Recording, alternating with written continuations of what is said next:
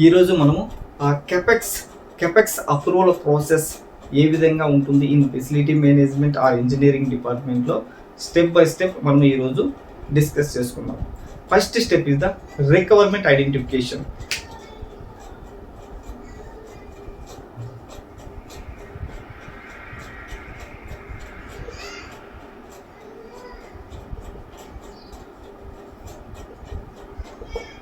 Requirement identification అంటే ఏంటంటే, ఇప్పుడు నువ్వు ఏ వర్క్ కానీ ప్రాజెక్ట్ కానీ ఏం చేయాలనుకుంటున్నావో ఫస్ట్ డిసైడ్ అవ్వాలి. ఫర్ ఎగ్జాంపుల్, నాకు లోడ్ సరిపోవట్లేదు, నేను ఇంకొక ట్రాన్స్ఫార్మర్ని యాడ్ చేద్దాం అనుకుంటున్నాను. లేదు, నేను కొత్తగా ఒక సోలార్ ప్లాంట్ ఇన్స్టాల్ చేద్దాం అనుకుంటున్నాను. లేదా చిల్లర్ యాంప్స్ అనేది ఎక్స్ట్రా 25% తీసుకుంటుంది కంపేర్ టు నార్మల్, కనుక నేను కొత్త చిల్లర్ని ఇన్స్టాల్ చేద్దాం అనుకుంటున్నాను. అంటే ఫస్ట్ ఏంటంటే వర్క్ ఐడెంటిఫై చేయాలి, రిక్వైర్మెంట్ ఐడెంటిఫై చేయాలి. అంటే మనం ఏం చేయాలి అనుకుంటున్నామో దాన్ని ఐడెంటిఫై చేయాలి, దాన్ని రిక్వైర్మెంట్ ఐడెంటిఫికేషన్. ఈ ఐడెంటిఫికేషన్ ఎవరు చేస్తారు అంటే facility manager, operational manager and engineering department అనేది ఈ రిక్వైర్మెంట్ని ఐడెంటిఫికేషన్ చేయడం అనేది జరుగుతుంది. Second step is the technical evaluation. Second step is the technical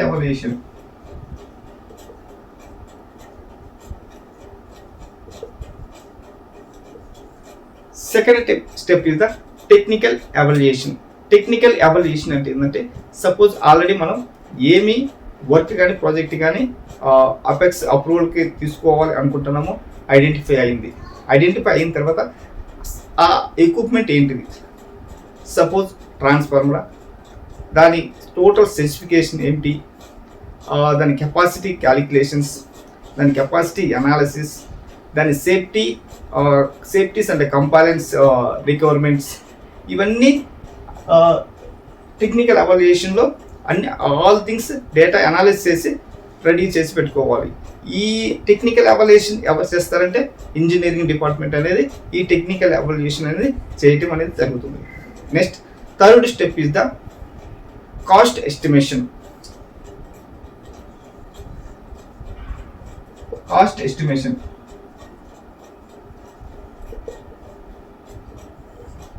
third step is the cost estimation అంటే మనం ఆల్రెడీ ఏ వర్క్ కావాలో ఐడెంటిఫై చేసాము, తర్వాత టెక్నికల్ డేటా మొత్తం తీసుకున్నాము. టెక్నికల్ డేటా మొత్తం తీసుకున్న తర్వాత కాస్ట్ ఎస్టిమేషన్ అంటే ఏంటంటే, సపోజ్ నేను ఒక ట్రాన్స్ఫార్మర్ని ఇన్స్టాల్ చేద్దాము అనుకుంటున్నా ఎక్స్ట్రాగా, కనుక దాంట్లో ఏమొస్తాయి, ట్రాన్స్ఫార్మర్ కాస్ట్ ఎంత అవుతుంది, దాన్ని ఇన్స్టాలేషన్ చేయడానికి కాస్ట్ ఎంత అవుతుంది, సివిల్ వర్క్ రిలేటెడ్ కాస్ట్ ఎంత అవుతుంది, దాని cable everything laying purpose cost ఎంత అవుతుంది, టోటల్ కాస్ట్ ఎంత అవుతుందని నేను కాస్ట్ ఎస్టిమేషన్ చేయడం అనేది జరుగుతుంది. దిస్ కాస్ట్ ఎస్టిమేషన్ అనేది చేయటం అనేది జరుగుతుంది. Next fourth step is the business justification.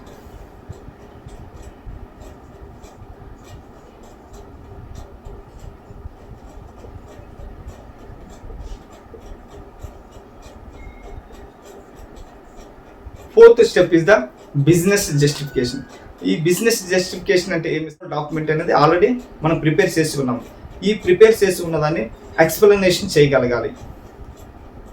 ఎందుకు ట్రాన్స్ఫార్మర్, ఇప్పుడు మన ఎగ్జాంపుల్ ట్రాన్స్ఫార్మర్ కొత్తగా ఒకటి యాడ్ చేయాలనుకుంటున్నాము, మనకి డిమాండ్ పెరిగింది కనుక యాడ్ చేయాలని ఎక్స్ప్లెనేషన్ ఇవ్వగలగాలి. ఒకవేళ సోలార్ ప్లాంట్ ఇన్స్టాల్ చేయాలి అనుకుంటే ఎందుకు ఈ సోలార్ ప్లాంట్ ఇన్స్టాల్ చేయాలనే దాని గురించి ఎక్స్ప్లెనేషన్ అనేది ఇవ్వాలి. సపోజ్ చిల్లర్ కావాలి అనుకుంటున్నాం, ఈ చిల్లర్ ఎందుకు కావాలో ఎక్స్ప్లెనేషన్ అనేది ఇవ్వాలి. అదే దాన్ని మనం బిజినెస్ జస్టిఫికేషన్ అంటారు. బిజినెస్ జస్టిఫికేషన్ అంటే ఏంటంటే, మనం ఏవైతే ఒక వర్క్ ఆ ప్రాజెక్ట్ని మనం కెపెక్స్ అప్రూవల్ తీసుకొచ్చామో అది ఎందుకు అన్న దాని గురించి జస్టిఫికేషన్ అనేది ఇవ్వాలి. Next step is the fifth one is the financial analysis.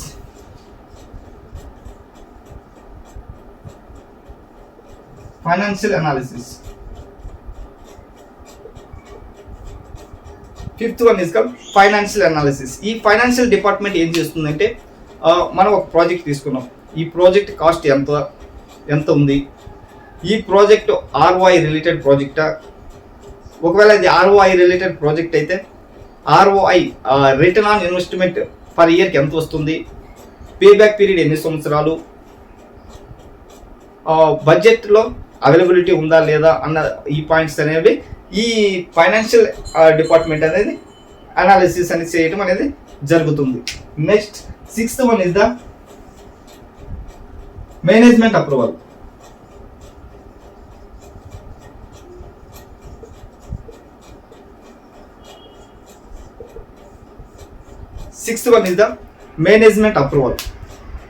Management approval అంటే ఏంటంటే ఇప్పుడు మనం ఒక ప్రాజెక్ట్ కాస్ట్ని ఎస్టిమేషన్ చేయడం జరుగుతుంది. బేస్డ్ ఆన్ ఆ ప్రాజెక్ట్ కాస్ట్ను బట్టి ఇప్పుడు suppose up to the project cost 5 లక్షల లోపు ఉంది. 5 లక్షల లోపు ఉంది అంటే ఫెసిలిటీ మేనేజర్ అప్రూవల్ ఇవ్వడం జరుగుతుంది.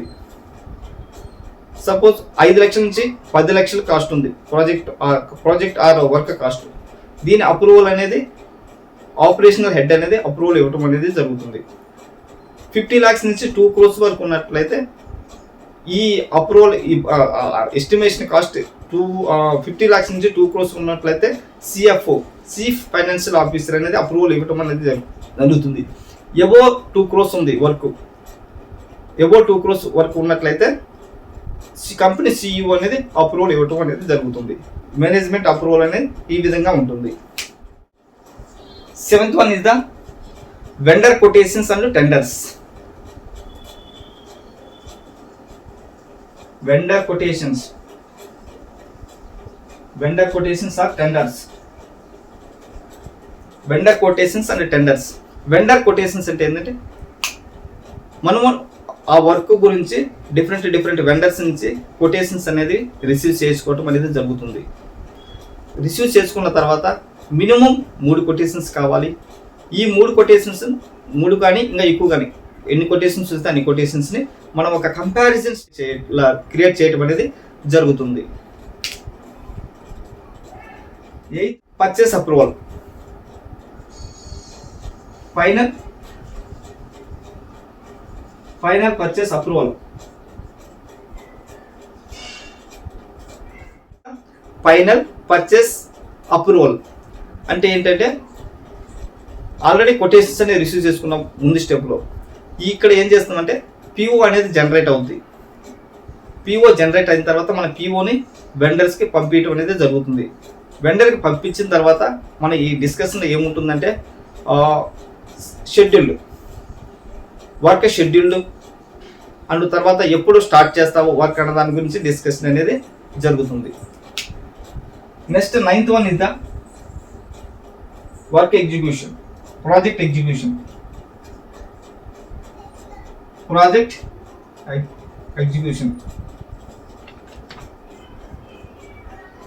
9th one is the project execution. Project execution అంటే ఏంది, వెండర్ అనేది వర్క్ స్టార్ట్ చేయడం అనేది జరుగుతుంది. ఇన్స్టాలైజేషన్, టెస్టింగ్, కమిషనింగ్, డాక్యుమెంటేషన్ ఇవన్నీ అనేది చేయటం అనేది జరుగుతుంది. ఫైనల్గా ఈ మానిటరింగ్కి facility management or engineering team అనేది మానిటరింగ్ అనేది చేస్తూ ఉంటుంది. వర్క్ క్వాలిటీని మనం ఏ వర్క్ ఇచ్చాము దానికి కరస్పాండింగ్ చేస్తున్నారా లేదా మానిటరింగ్ అనేది ఇంజనీరింగ్ డిపార్ట్మెంట్ చేస్తుంది. 10th one is the asset capitalisation.